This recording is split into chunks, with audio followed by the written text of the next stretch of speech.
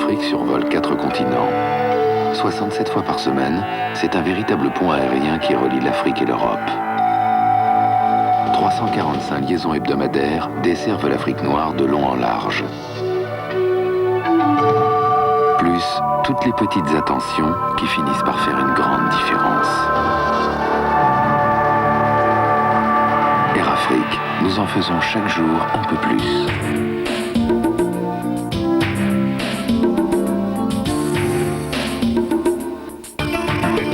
Se rendre au Mali, c'est prendre un rendez-vous avec l'histoire. La grande, celle qui tout au long des siècles a forgé l'identité du continent. Car ce pays, carrefour naturel entre les terres brûlées du nord et les verts paysages de savane du sud, est aussi une terre d'épopée, celle qui porta au fil des siècles le royaume du Ghana, puis les empires du Mali et du Sonrail. Aujourd'hui, le Mali moderne n'a rien oublié de ce passé glorieux. Et Bamako, cette toute jeune capitale au regard des siècles, est à l'image de cet État moderne qui garde en mémoire la richesse de son histoire. Bâtie au pied de 2 collines, à l'extrême sud-ouest du pays, la ville joue avec bonheur de la diversité. Celle de son architecture d'abord, mêlant au long de ses avenues bordées de flamboyants, bâtiments de l'époque coloniale, maisons basses en terre ou constructions de style soudanais. Diversité ethnique aussi, car ici vivent et se côtoient Bambara, Malinké, Sarakolé, Peul ou Maure, faisant de cette capitale une cité agréable et accueillante. Ouverte au tourisme et bénéficiant d'une infrastructure hôtelière de bonne qualité, la capitale du Mali est une étape de choix avant de partir à la découverte du pays.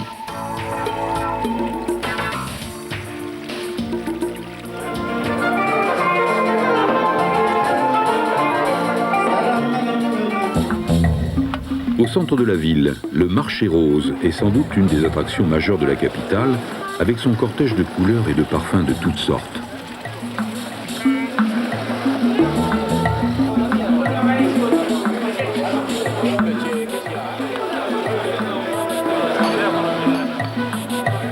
À quelques rues de là, la Maison des Artisans propose de découvrir le travail et l'habileté de ces forgerons, bijoutiers ou sculpteurs qui œuvrent sous les yeux des visiteurs.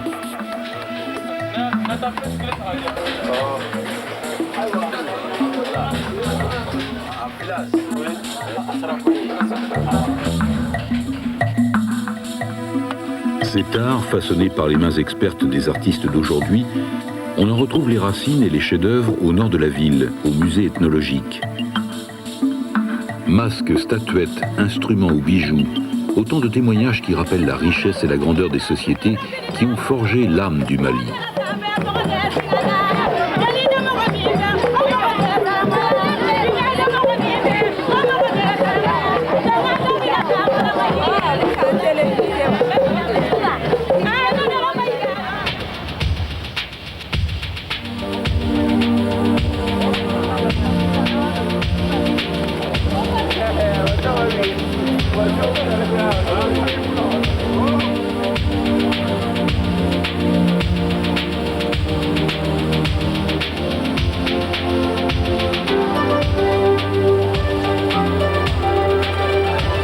Pays enclavé sans façade maritime, le Mali s'est efforcé depuis longtemps de s'ouvrir des voies de communication capables d'assurer à la fois l'acheminement de ses approvisionnements et le débouché de la production nationale.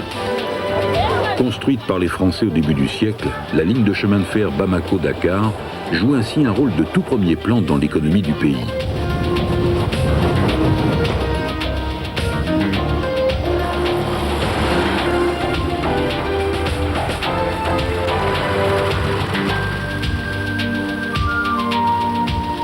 Découvrir le Mali, c'est avant tout partir à la découverte de son fleuve. Le fleuve, source de vie et d'espoir pour tous.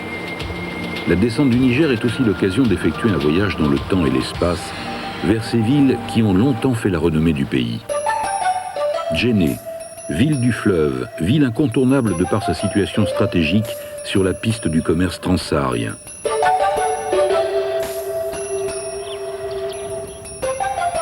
Sœur jumelle de Tombouctou, cette cité commerçante est aussi réputée depuis longtemps pour la qualité de son architecture.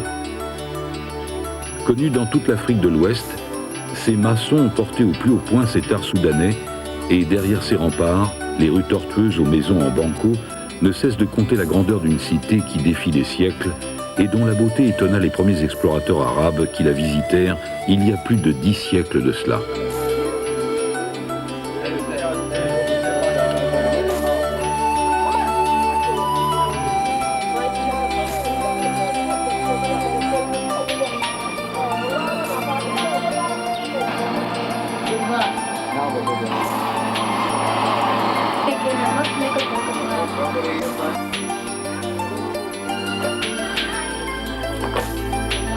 Au cœur de la ville, et considérée comme l'exemple le plus accompli de l'architecture soudanaise, la mosquée dresse ses minarets et ses nombreuses colonnes dans un immense appel à la prière.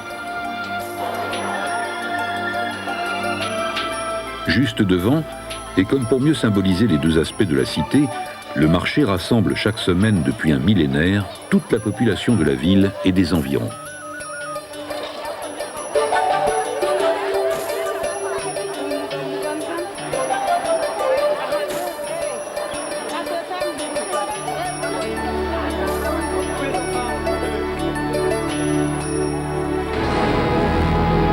Quittant les rives du Niger et remontant vers le nord-est et le Burkina Faso, le paysage de savane laisse bientôt le pas à un relief accidenté, barré par les impressionnantes falaises de Bandiagara, qui courent sur plus de 200 km. Dans les éboulis et sur le plateau qui surplombe la plaine du Gondo, vivent depuis 5 siècles les Dogons. Un univers fascinant qui séduit immédiatement par la beauté de ces villages de terre et de paille qui s'accrochent aux rochers en épousant tous les accidents du terrain. Vivant en symbiose totale avec la nature, les Dogons sont réputés dans le monde entier pour l'extraordinaire richesse de leur culture. Ici, chaque geste de la vie quotidienne est régi selon un code qui s'inspire directement des lois ancestrales. Et au commencement du monde se trouve Amma, force créatrice suprême et Dieu unique.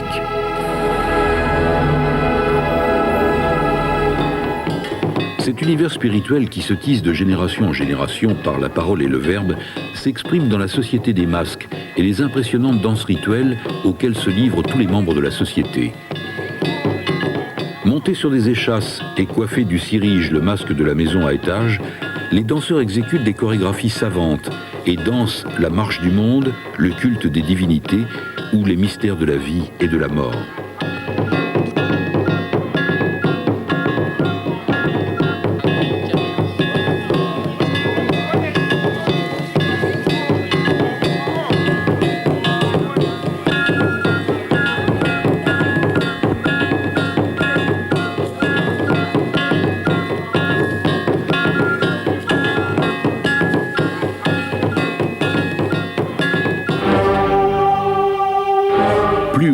Nichés dans les grottes les plus inaccessibles, leurs nécropoles sont venues s'ajouter à celles des Tellem, un peuple mystérieusement disparu et qui vécut dans ces falaises bien avant l'arrivée des Dogons. Pour ce peuple de cultivateurs, le marché joue un rôle économique et social très important. Tous les 5 jours, la place s'anime et l'on se retrouve pour vendre quelques légumes et se désaltérer de kono, la bière de mil traditionnelle qui fermente dans des grandes calebasses. Rejoignant la plaine, la route retrouve bientôt le fleuve à Mopti, aux portes du pays des génies du fleuve. Née de la rencontre du Niger et d'un de ses affluents, le Bani, cette Venise des sables se dresse à partir de plusieurs îles reliées entre elles par des digues.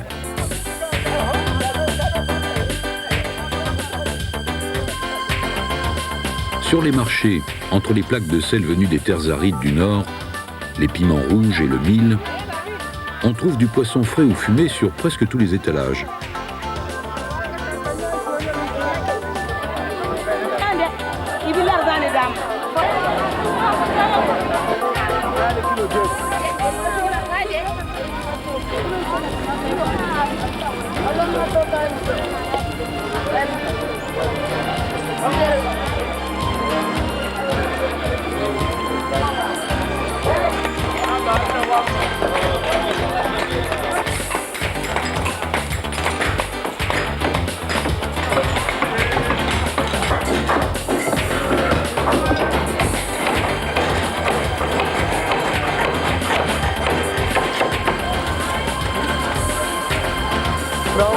Le passage comme ça.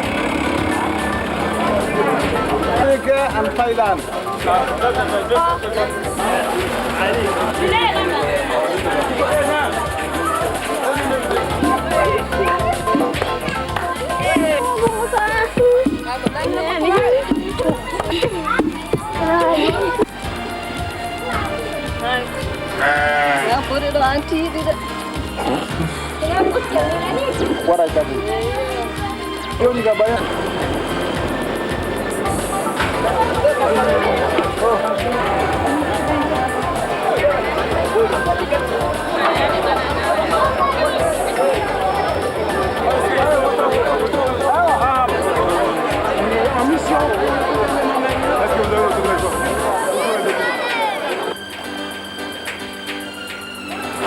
Impossible de décrire la magie qui imprègne ces rives le soir lorsque le tumulte de la journée s'estompe enfin.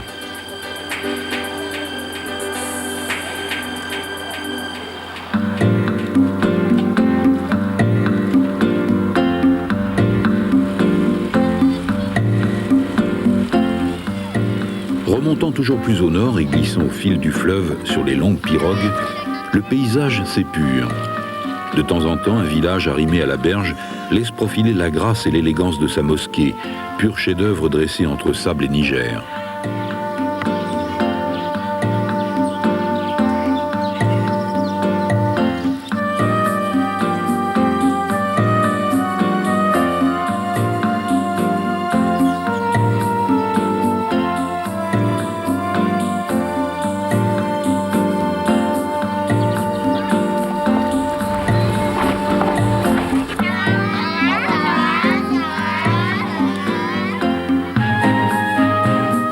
Tout autour, le désert flanque les rives de sa brûlante aridité.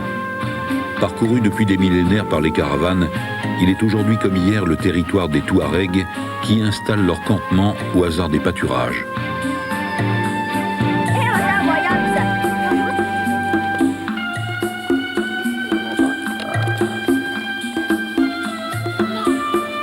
Ultime étape, la cérémonie du thé, avant d'atteindre la plus célèbre cité de tout le Mali, que découvrit au début du siècle dernier le français René Caillé, Tombouctou.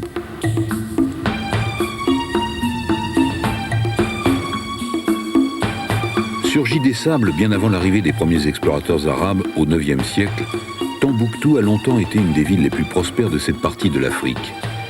Réputée autant pour son activité économique florissante que pour son rayonnement culturel et politique, cette grande cité joua longtemps un rôle important dans la diffusion de l'islam en Afrique de l'Ouest. Aujourd'hui encore, si les routes du commerce ont choisi d'autres voies et si le temps n'est plus aux grandes caravanes sillonnant les étendues désertiques, Tombouctou n'a pas tout perdu de son aura. Derrière ses remparts, le long de ses rues tortueuses ou à l'ombre des mosquées, règne toujours un parfum magique. Le même qui étonna naguère tout l'islam, se répandit jusque dans l'Europe moyenâgeuse et fit connaître cette terre unique que chantent toujours les griots, le Mali.